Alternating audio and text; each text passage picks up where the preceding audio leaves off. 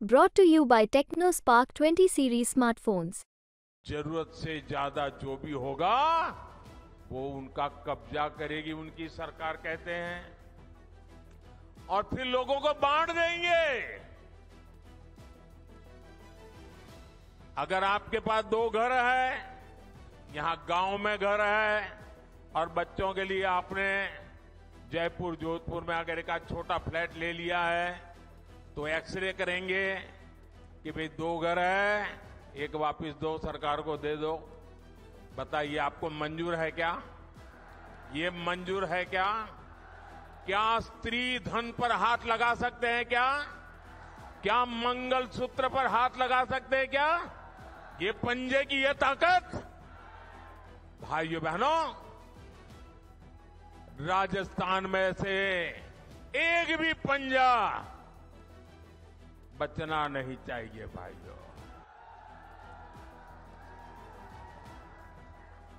अब देखिए, कांग्रेस पार्टी ने संविधान के साथ, बाबा साहब आंबेडकर के दिए हुए संविधान के साथ किस प्रकार से खिलवाड़ करने की कोशिश की। इस देश की में जब संविधान बना तब धर्म के आधार पर आरक्षण का घोर विरोध हुआ था ताकि हमारे एससी, एसटी, ओबीसी समुदाय को सुरक्षा मिलती रहे। लेकिन उन्होंने, मनमोहन सिंह जी ने भाषण किया था और उस सभा में मैं मौजूद था मुख्यमंत्री के नाते। मुस्लिमों का देश के संसाधनों पर पहला हक है, ये मनमोहन जी का बयान है। और ये संयोग नहीं था और ये अकेला बयान नहीं था। कांग्रेस पार्टी की सोच हमेशा से तुष्टीकरण की रही है, वोट बैंक की राजनीति की रही है। 2004 में जैसे ही कांग्रेस की केंद्र में सरकार बनी, उसके सबसे पहले किए गए कामों में था, सबसे पहला काम था चुनाव जीतने के बाद आंध्र प्रदेश में एससी, एसटी के रिजर्वेशन में से कमी करके मुसलमानों को रिजर्वेशन देने का प्रयास। ये एक पायलट प्रोजेक्ट था जिसे कांग्रेस पूरे देश में आजमाना चाहती थी। 2011 में कांग्रेस ने इसे देश में लागू करने की कोशिश की। एससी, एसटी को और ओबीसी को मिला हुआ अधिकार छीन करके वोट बैंक की राजनीति के लिए औरों को देने का खेल किया। कि भाई 2 घर है, एक वापस दो, सरकार को दे दो। बताइए आपको मंजूर है क्या? ये मंजूर है क्या? क्या स्त्री धन पर हाथ लगा सकते हैं क्या? क्या मंगलसूत्र पर हाथ लगा सकते हैं क्या? ये पंजे की एकता ही राजस्थान की सबसे बड़ी पूंजी है।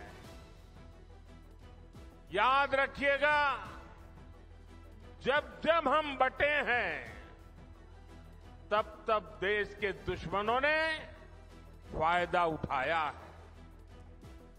अब भी राजस्थान को बांटने की, यहां के लोगों को बांटने की पूरी कोशिशें हो रही हैं। भारत माता की, भारत माता की, भारत माता की। रणथंभौर में विराजमान त्रिनेत्र गणेश जी की, चौथ माता की, पपलाज माता की, मीन भगवान की, देवनारायण भगवान की, देवधाम जोधपुरिया की, शिवाड़ ज्योतिर्लिंग महादेव की, डिग्गी कल्याण जी की, राम राम सा। आज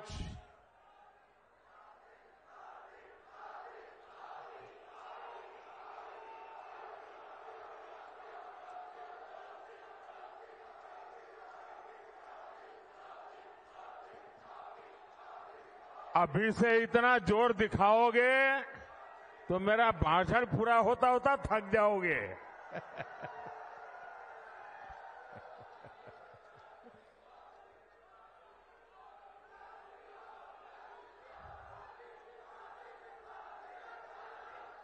मैं माताओं बहनों को विशेष प्रणाम कर रहा हूं, वो आज और जुस्से में दिख रही है। भारत माता की, भारत माता की। भैया, आपका प्यार, आपके आशीर्वाद, आपके उत्साह, सब कुछ मुझे पहुंच गया।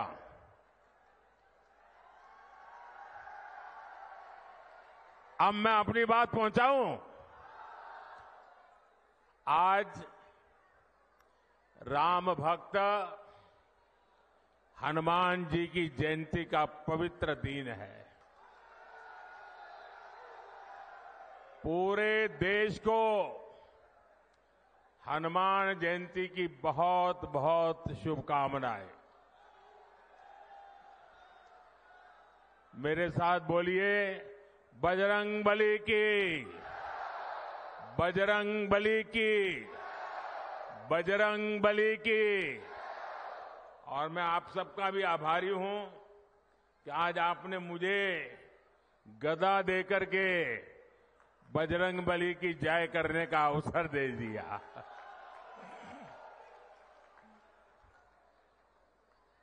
महावीर, वीरों के वीर बजरंग बली की जयंती पर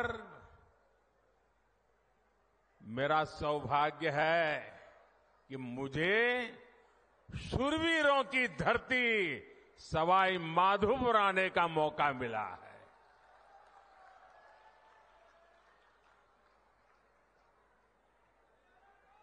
चुनाव के दिन है, एक दिन में 2-2, 3-3 स्टेट में जाना होता है और इसलिए सभा के समय से भी पहले यहां सभा का समय मैंने दे दिया था और मैं देख रहा हूं वहां से हुजूम का हुजूम अभी आ ही रहा है। पूरा जुलूस वहां से आ रहा है।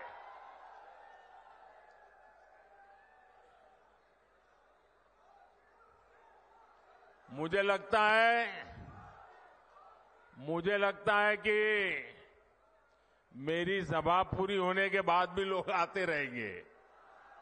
तो जो अभी पहुंच नहीं पाए हैं, रास्ते में दिख रहे हैं, मैं उनकी क्षमा मांगता हूं, क्योंकि मुझे तो इंतजार नहीं कर सकता, आगे चलना पड़ेगा। लेकिन ये मैं जो उत्साह देख रहा हूं, उसमें एक मजबूत भारत के लिए आशीर्वाद है। इसलिए हर तरफ यही गूंज है, फिर एक बार, फिर एक बार, फिर एक बार। साथियों, हमारे राजस्थान ने सदियों से सीमा पर खड़े मजबूत प्रहरी की तरह देश की रक्षा की है। राजस्थान ये बखूबी जानता है कि सुरक्षित राष्ट्र और स्थायी सरकार ये कितनी जरूरी होती है। इसलिए चाहे 2014 हो या 2019 हो, राजस्थान ने एकजुट होकर देश में भाजपा की ताकतवर सरकार बनाने के लिए अपना आशीर्वाद दिया था। आपने 25 की 25 सीटें भाजपा को जीत करके झोली भर दी थी। एकजुटता ही, एकता ही राजस्थान की सबसे बड़ी पूंजी है। याद रखिएगा, जब जब हम बंटे हैं तब तब देश के दुश्मनों ने फायदा उठाया है। अब भी राजस्थान को बांटने की, यहां के लोगों को बांटने की पूरी कोशिशें हो रही हैं। इससे राजस्थान को सावधान रहने की जरूरत है। साथियों, एक स्थिर और ईमानदार सरकार देश के विकास के लिए क्या कुछ कर सकती है, ये पिछले 10 वर्षों में सबने देखा है। भारत आज दुनिया की सबसे तेजी से बढ़ती हुई बड़ी अर्थव्यवस्था है। पिछले 10 साल में 25 करोड़ लोग, जरूरत से ज्यादा जो भी होगा वो उनका कब्जा करेगी उनकी सरकार, कहते हैं, और फिर लोगों को बांट देंगे। अगर आपके पास 2 घर है, यहां गांव में घर है, और बच्चों के लिए आपने जयपुर, जोधपुर में अगर एक छोटा फ्लैट ले लिया है, तो एक्सरे करेंगे कि भाई 2 घर है, एक वापस दो, सरकार को दे दो। बताइए, आपको मंजूर है क्या? ये मंजूर है क्या? क्या स्त्री धन पर हाथ लगा सकते हैं क्या? क्या मंगलसूत्र पर हाथ लगा सकते हैं क्या? ये पंजे की ये ताकत, भाइयों बहनों, राजस्थान में से एक भी पंजा बचना नहीं चाहिए भाइयों। अब देखिए, कांग्रेस पार्टी ने संविधान के साथ, बाबा साहब आंबेडकर के दिए हुए संविधान के साथ किस प्रकार से खिलवाड़ करने की कोशिश की। इस देश की में जब संविधान बना तब धर्म के आधार पर आरक्षण का घोर विरोध हुआ था, ताकि हमारे एससी, एसटी, ओबीसी समुदाय को सुरक्षा मिलती रहे। लेकिन उन्होंने, मनमोहन सिंह जी ने भाषण किया था और उस सभा में मैं मौजूद था मुख्यमंत्री के नाते, मुस्लिमों का देश के संसाधनों पर पहला हक है, ये मनमोहन जी का बयान है। और ये संयोग नहीं था, और ये अकेला बयान नहीं था। कांग्रेस पार्टी की सोच हमेशा से तुष्टीकरण की रही है, वोट बैंक की राजनीति की रही है। 2004 में जैसे ही कांग्रेस की केंद्र में सरकार बनी, उसके सबसे पहले किए गए कामों में था, सबसे पहला काम था चुनाव जीतने के बाद, आंध्र प्रदेश में एससी, एसटी के रिजर्वेशन में से कमी करके मुसलमानों को रिजर्वेशन देने का प्रयास।